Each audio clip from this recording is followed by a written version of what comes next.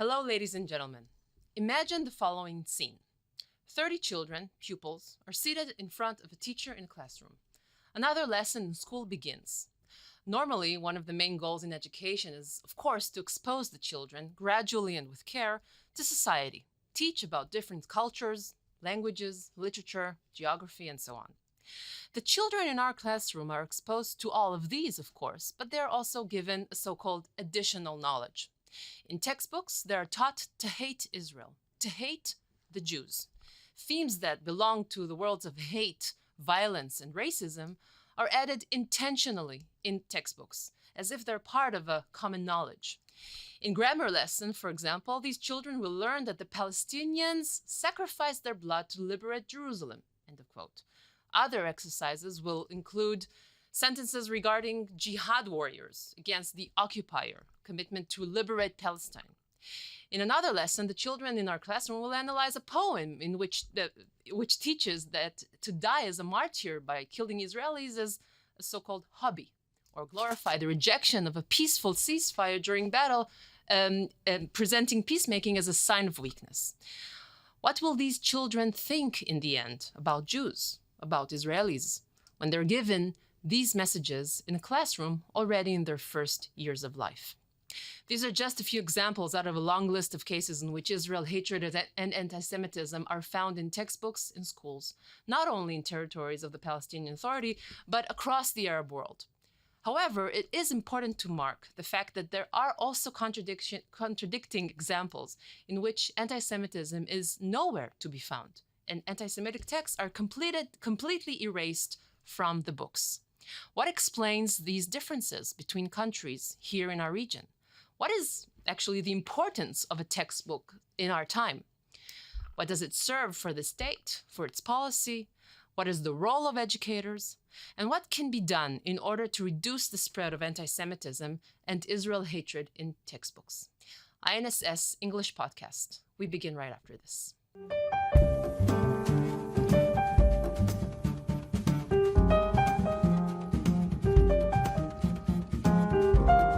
Hello, everyone, and thank you for joining INSS English Podcast. I am Adi Kantor, and it is my pleasure to host in the show today Arik Agassi. Arik is an expert in the field of global policy and education. As the COO and head of the Global Partnership at the Institute for Monitoring Peace and Cultural Tolerance in School Education, Impact SC, he leads the work of a think tank that analyzes curricula around the world through UNESCO-defined standards. Impact SC's work stimulates positive changes in school textbooks, and its policy recommendations have been used as roadmaps by many governments for introducing systematic reforms in national curricula worldwide. Hello, Eric. Thank you very, very much for joining me today in this talk. Hi, Adi. Pleasure to be here. So before we dive into what is presented in textbooks in our region, let us first ask maybe the basic question. What is the role of a textbook in school today in our time? I mean, we have social media, media overall. Children, are exposed to, they have a cell phone when they come to class. Hopefully not, but it's all around. What is the role of textbooks in 2023? Sure. I think it's a great opening question because it's a question that comes up in all of our meetings in terms of the power of textbooks versus the power of other means of communications. And there's a lot of scholarly articles that prove this. But textbooks are, specifically in the Middle East and MENA region in general, are very authoritative. Mm-hmm. They have, unlike other Western countries, the seal of the state on them, usually the picture of the rulers of the state in them. And they can become two things in general. They can become either a barrier to radicalization or a blueprint for radicalization. And what do I mean by that? Textbooks are usually the first form of communication that children receive at a very young age, way before they have a smartphone, way before they know how to use the internet. They face hard copy material, either at home, stories from the house, or at school, first grade, second grade, third grade, kindergarten, of hard copy, black and white printed images of textbooks that specifically in the younger ages shape the minds, the attitudes, the culture, the messages of the future generation. And this is extremely important. And many countries understood this power very early on. And I'll give two examples to kind of make the point. Yeah, please. The Nazis in the late 1920s, early 1930s, one of the first things that they did before investing in any other sector is invest in the education sector. They rewrote the entire curriculum from scratch, understanding that if they want to maintain... Meaning from 1933, of course, when they were... exactly. After the seize of power. Exactly. After the seize of power, they started with education and rewriting the curriculum. Why? Because they understood that if they want to maintain power, they need to educate a future generation according to their values. The same thing ISIS did when they became a power. When they first started using the Saudi curriculum, they stopped at a certain point because it wasn't radical enough.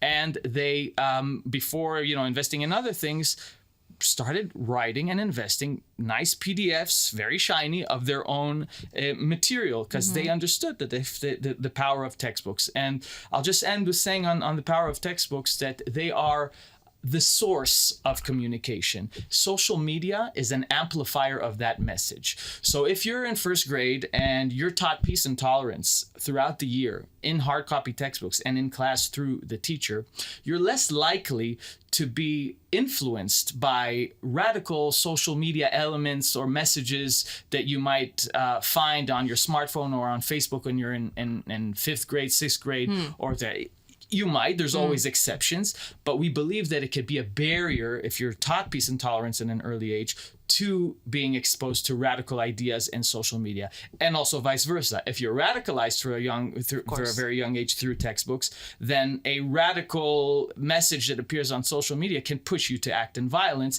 in a much stronger and faster way. Yeah, understood. So let's dive more deep into the subject. Maybe you can describe to us, to the viewers, to the people who are listening to us right now on the podcast, what exactly does Impact SC do? What do you do? How do you analyze what's happening in textbooks, and how do you come to a situation that you have an impact? I mean, you're called Impact. Exactly. It's not that easy.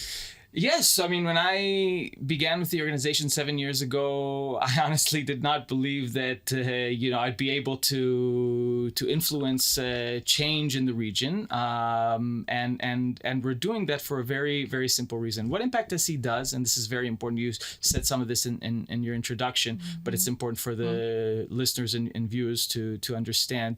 We are a think tank and research institute that looks at a very, very narrow issue, which is state-issued or state-approved school textbooks for grades 1 to 12. So not university syllabuses or extracurricular materials. Which grade again? Grades 1 to 12. 1 to 12. Yes. Okay. So nothing outside of that scope, which is a very narrow scope, but a very still, important one. It's a very influential phase in a person's life. And we usually focus on the humanities subjects. So this would mean history, literature, religion, civics, but in some cases where we think we might find political messaging or violent messaging in the sciences, math or science or biology or physics, we will also look at those textbooks. But what we make sure when we review curricula is to look at the entire curriculum as a whole. So not to do a sample of 20 textbooks, what we many times see, and try to draw conclusions.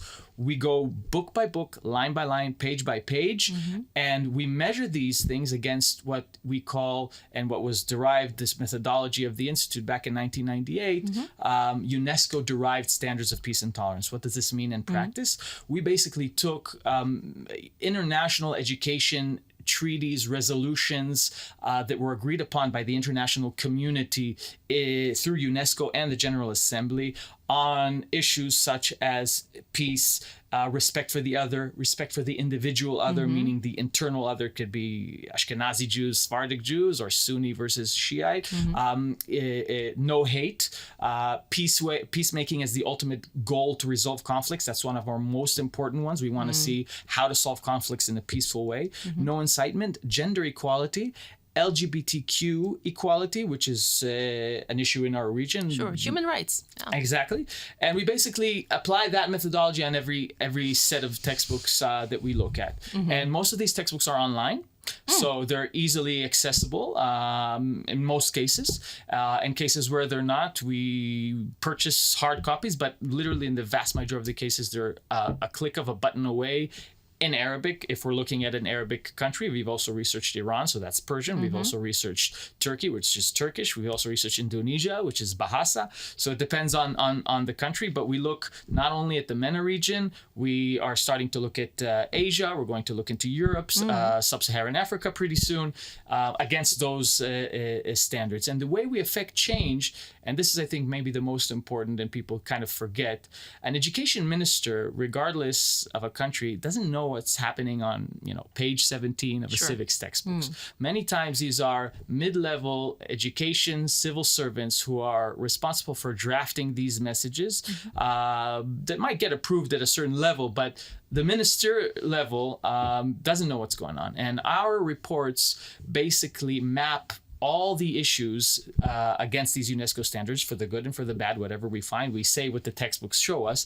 But with focus on Israel and the Jewish people, or in general? Not necessarily. We show what the textbooks tell us in terms of those UNESCO standards. Okay. Because it's going to be a very general, I mean, you look also at gender, Right. you look at LGBTQ rights, for Correct. example. So if anybody would, first of all our reports are online, and feel free to look at the website. But if you look at the table of contents of any of our reports, it kind of reflects the UNESCO standards. So you'll have a chapter on how gender is treated in Egypt, or on how economics are treated in Saudi Arabia that are very oil dependent.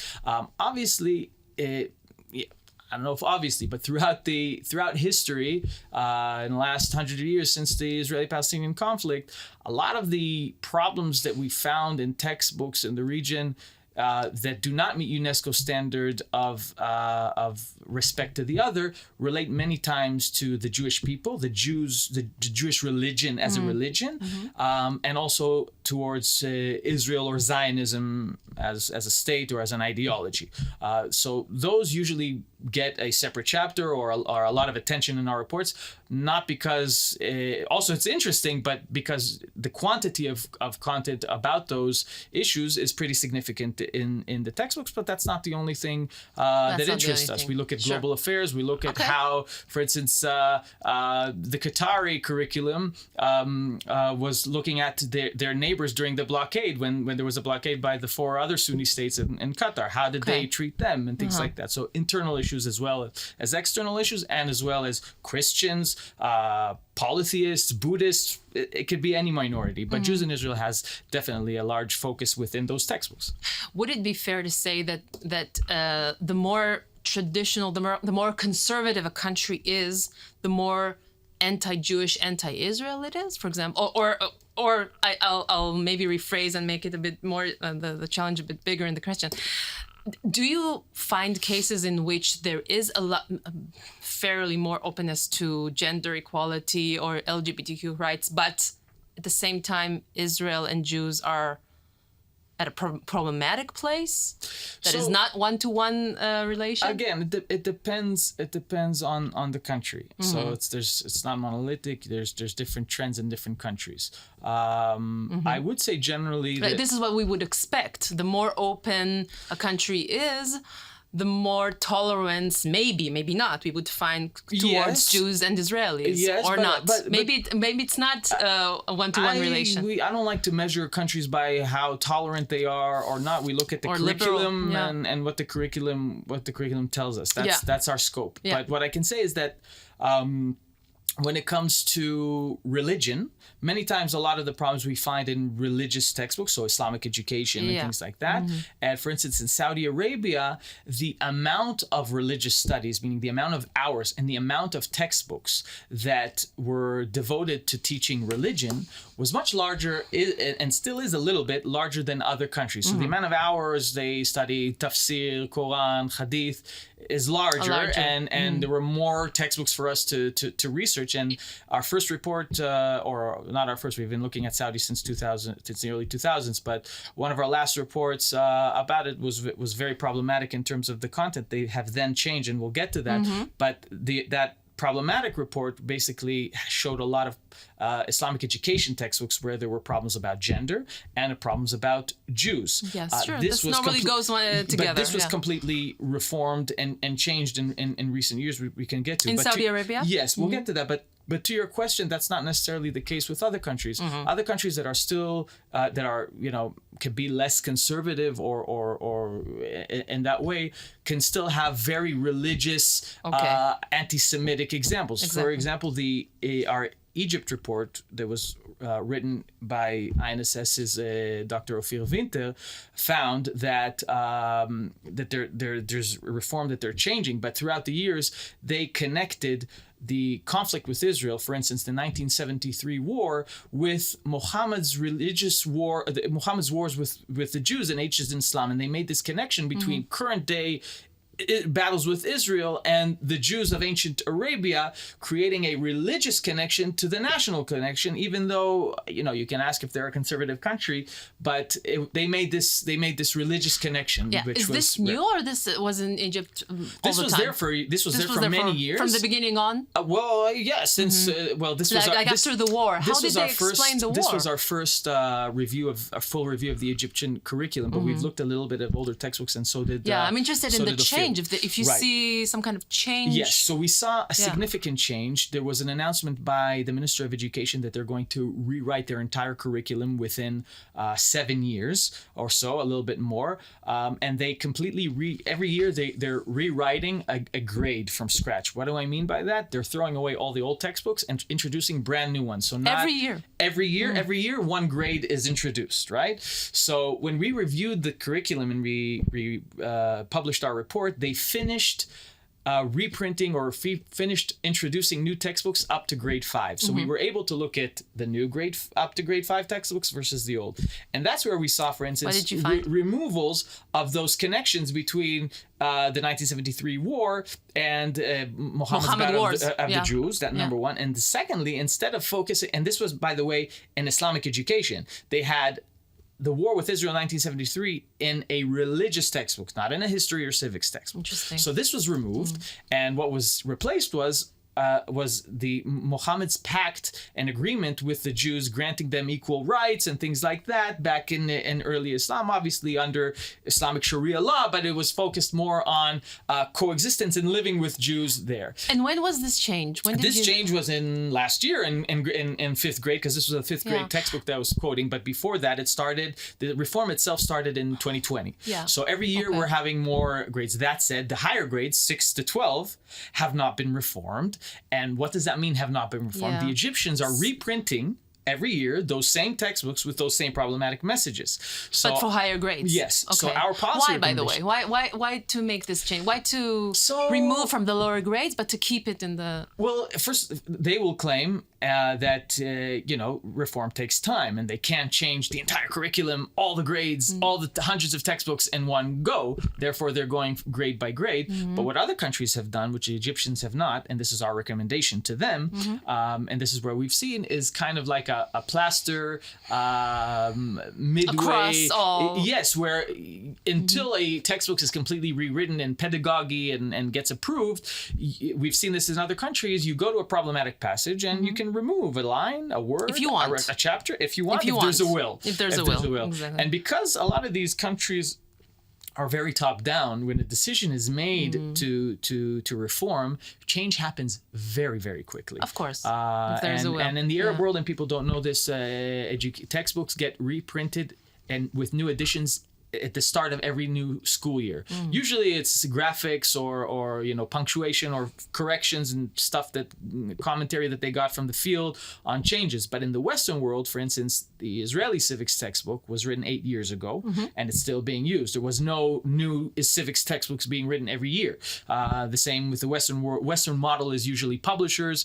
In the Arab world, it's the Ministry of Education itself within it is the one who's actually drafting and writing the textbook. So the effect of change can be very, very fast if you decide to change the PDF or the digital edition, and the effect is massive and immediately, because once that happens, it spreads to millions of students every time. And that's what happened with Saudi Arabia when they decided to completely reform the textbooks way before talks of normalization. We're just about to get to this, to the effect of the Abraham Accords on education. Yes, and when Saudi Arabia decided to do that, because many Muslim communities outside of Saudi Arabia use the Saudi curriculum as kind of like a source or a base, then once that happens, this also changes in millions of other Muslim communities around the world. So the effect, it's a chain effect. Exactly, the effect of change is massive when it comes to curricular reform in terms of how many people it affects and the future generation. Very interesting. How do you see, really, was there an effect, some kind of influence of the Abraham Accords on the curricula? For example, you mentioned earlier in our talk the United Arab Emirates, Morocco, where we do see a very positive change there. You want to say a few words about this? So, I mean, we've been looking at the region for a quarter of a century now. So we have a lot of baggage and trend lines that we can share. And the general trend line is very positive all across the region, except for 3 areas, which is the Palestinian Authority, Iran, and a little bit Turkey. But the rest of the region is really going in a positive direction, not only on Jews in Israel, but in terms of gender, in terms of Christians, in terms of self-criticism sometimes of their own acts. And this is, by the way, how do you explain this? This is part of what? This excellent trend? question. And people ask us all the time. And the simple answer is that a lot of times because of this happened, some say because of the Arab Spring. The Arab Spring, people understood the power of education for stability. They understood the power of education to be used to radicalizations. Many times the balance of power in Arab states between Muslim Brotherhood affiliated parties or in Egypt, for instance, the Minister of Education during the Mubarak era, if I'm not mistaken, was affiliated with the Muslim Brotherhood, and in other countries as well, the Muslim Brotherhood knew the power of textbooks and demanded to get those ministries. But what I can say is that after the Arab Spring, people understood that there's a problem if they don't want their kids joining ISIS or these violent revolutions based on radical ideology. They need to change their textbooks, and therefore the answer to your question is that these changes happened way before the Abraham Accords. For example, the UAE.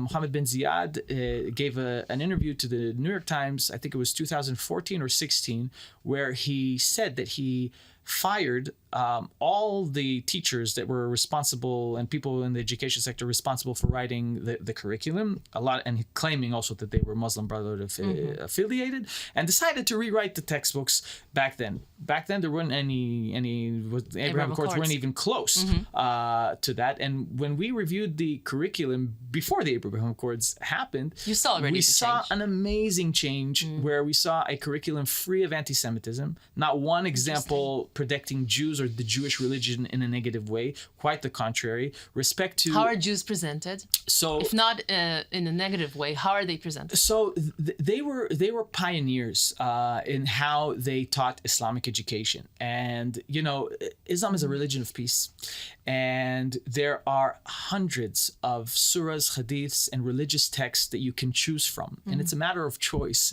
on what message you want to bring across. So they completely, in contrast to the Palestinian Authority, selected religious texts that show tolerance towards Jews and gave a religious justification to tolerance towards Jews. And immediately after the Abraham Accords, which was very, very interesting, again, we said change happens very, very fast.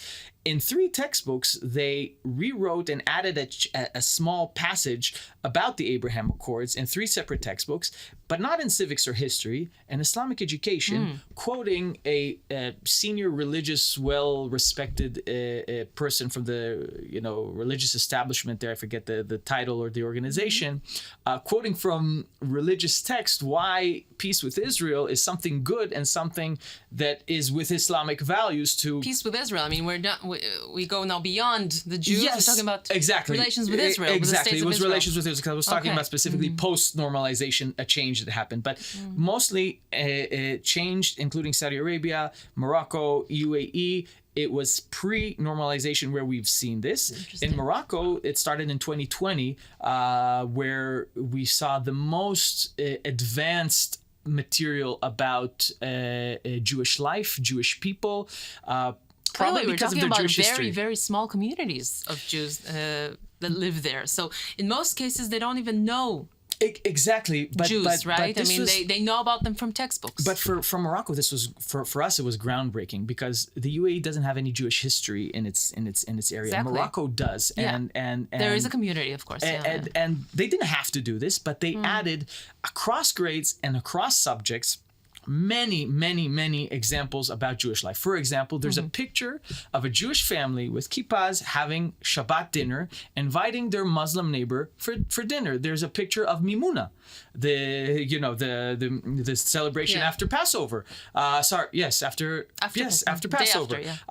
Again, with inviting their Muslim friends. They describe Moroccans as Jewish patriots, which is extremely important for combating the dual loyalty anti-Semitic trope that Jews are more loyal not patriotic to. Yes, they're not patriotic enough. They're more loyal to Israel. They're more not loyal to their home state. They're more loyal to Israel. So there were examples of Jewish patriots and cuisine and music and all these things was great. Holocaust, though, is a big issue. Is not in. We did not see the Holocaust in the Moroccan curriculum, and also not at all in history class. Not at all. They don't learn about Holocaust. The Holocaust is not in any Arab country textbook that we've seen yet. The UAE. So not in Egypt? No, not in Egypt. Not yet. Hopefully, maybe in this reform that they're doing. The UAE have announced that they will officially announced that they will introduce Holocaust education. When this will happen, we think this year, and we're going to look and maybe publish. They will be the first. So then you see more focus on Jewish life. In Morocco, Jewish life. Jewish history, for example. Yes, we want to world history. Part of our policy recommendations on the Jewish element is to basically expose students in the Arab world about history of Jews in the Arab world. There was a Jewish kingdom in Yemen, which is very close to the UAE. There are Jewish Arabic speakers. It is just history of Jews in the region that can relate to them way more than the European Holocaust or things like that. Jewish history of the region is something that's kind of missing in the curricula because we don't always look at what's in. We also look at what's missing, which is from textbooks, which is a bit more tricky. But we look at that as well. So what do you think is the reason that they don't refer to Holocaust history at all? Because we know that Jews were not they are a very big victim group, but there are also other victims in that time. So, and to totally disregard the fact that there was a Holocaust and that there was a genocide is to ignore world history, not just Jewish history. Yes, it's because of the Palestinian conflict, the conflict with the Palestinians. They see that as a conflicting narrative with the Nakba, and many see as teaching about the Holocaust is the main as a justification of a Jewish state, which many times they might not agree with, and it's a political decision. 100%. Yeah. So I'm interested also you said that you focus on the MENA region, Middle East. What about influences in Europe? Because I'm also very interested to ask how do, if at all, textbooks from the region reach Europe and are used to teach children in Europe. For example, in Muslim communities throughout the continent, in Middle Western Europe, are they exposed to the same material that is taught in our region, or how does it look like? We didn't start looking with regards to perception on Jews and Israel. Yes, I mean, we didn't start Europe yet. We're starting in 2024, so I can't really relate too deep into your question. But along the decision to focus on Europe is understanding that there is a relation. I mean, these texts will somehow reach Europe. No, that's not the rationale. No? The rationale is to look at how Polish, Hungary, or French textbooks look at different I understand. issues. Not necessarily about Jews in Israel. Jews have countries that have a Jewish minority or Jewish populations in there. It would be interesting to see if how they're treated in textbooks. But we do that for that reason. Okay. But in terms of textbooks in the Middle East reaching Europe, it's the Saudi curriculum that people use, and for years has been shipped and exposed and used outside. The only ones, the UAE or Moroccans, not that I know of, but that's not our focus to research. What happens in madrasas or mosques or things like that in Europe. Okay. We focus on state-issued or state-approved curricula, but the change that we managed to see in Saudi Arabia does have an effect on Muslim Europe communities, because many times, the parents who don't speak the local language, that's the authority that they see, and that's what they use many times. So we know that for sure that in Saudi, that is textbooks that get exported elsewhere. Let's talk a bit. We're about to reach the end of this talk. Let's talk about we talked about the region. We cannot speak about perceptions on Jews in Israel in textbooks without mentioning what's happening in the Palestinian authorities. Yes. So you marked 2016 as a year of change in the curricula. Yes. Do you want to share a bit about what you found? Israel and the Jews were totally... It was very, very troubling and disregarded. Yeah, and very sad, unfortunately. The Palestinian Authorities Ministry of Education, the former minister, Dr. Sabri Saidam, a Fatah official, decided in 2016 that he's completely rewriting the Palestinian Authorities curriculum that was used since 2000. Why 2016? Why then? Well, first of all, he was appointed, and he wanted a win for his political gain.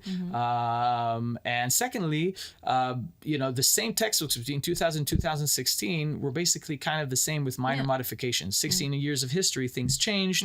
He wanted to modify the curriculum, regardless of Israel or the conflict. He wanted a new curriculum, which is also part of the rationale. Yeah, new minister, new curriculum. Yes. And this curriculum was presented in the Mukata to Abbas in a public ceremony, and specifically in the Palestinian Authority, textbooks and education is a big deal, even more than other Arab countries. People who are from here, or for instance live in Jerusalem, know that after their matriculation exams, there's a firing of guns in terms of happiness, and students see that as their gate to future success in the economy and things like that. But what happened was extremely troubling, because we've reviewed the curriculum since it first came out in 2000.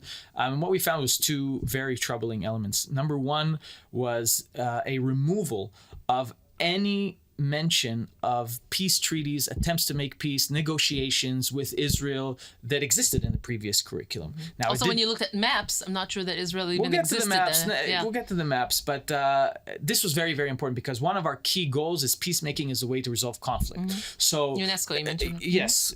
So this was in the older textbooks, not in an amazing way, but at least kids were exposed to attempts to make peace with this evil enemy called Israel that does all these atrocities to neighbors, them. Yes, but at least there was chapters upon chapters of the White Plantation, the negotiations, Camp David, Annapolis, the Hebron Agreement, Oslo 1, Oslo 2. They learned, children learned about these. I mean, yes, they were learned obviously from a Palestinian perspective, of course. Sure. But they were they were exposed to this. Yeah, they were exposed to that their leaders attempted to make peace with this entity called the Zionist entity. Okay, this and was then one from thing. the other side, Israel also attempted to.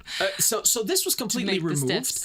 Also removed was, and people don't know this, there was mention of Jewish history in the land in Palestinian textbooks, meaning acknowledgement of Jewish presence, meaning we're not colonialist, alien. Before 48. Yes, yes. There was the kingdom of David. There was a timetable there of presence of different peoples in Israel, and they had the kingdom of David, the kingdom of something else, and Bar Kokhba was even in there in the old text. So all of this was removed. Even in one case in the old curriculum, the name Israel was on the map in Tochnit Sharon or in Alon's plan. It was on the map. That was also removed. So all of that removed. What was inserted instead in 2016? A clear erase history. Yes. And what happened instead was inclusion and insertion of a greater quantity, and we measured this, of messages attacking the Jewish people as a religion, as Jews, not because of the conflict, just Jews as Jewish people. Clear anti-Semitic. So anti-Semitism. So there's a picture of a Star of David holding the globe as an image. There is teachers are instructed, for instance, to deduct points for students in class if they don't connect the Jewish religion with murder. So Jews are murderers, not Israelis or Zionists. Jews, any Jew you meet in abroad or in Israel is a murderer. So you see a clear transition from Israel hatred towards not necessarily a transition, not a transition, an addition. It was more focused on, what explains this, by the way? Anti-Semitism in terms of the Zionist context. But what was added was a lot more of classic anti-Semitism and violence in science and math that we haven't seen. So we see in fourth grade math to teach exercises. Fourth grade to teach addition or calculus. You have students are asked to calculate the number of martyrs and suicide bombers who died between the first Intifada and second Intifada, and how many martyrs do you get? Or in with the message of what's behind the what is the message behind that this child, what does a child learn? Hate. That it's hate and that is.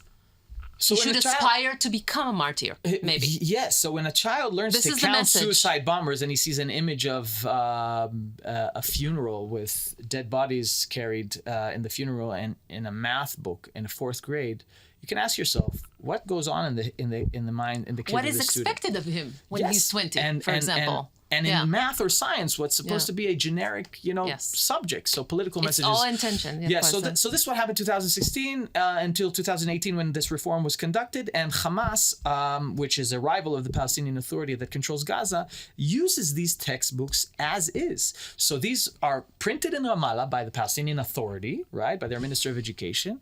And then in Gaza, even though the rivalry, all the Gaza schools in Gaza, including UNRWA schools, use the same Palestinian Authority curriculum. So when this curriculum was rewritten, Hamas didn't come and say, this curriculum is too secular, not patriotic enough, not militant enough or anything like that. They were very happy with the result of this reform, and they use this as is. Wow, this is extremely troubling.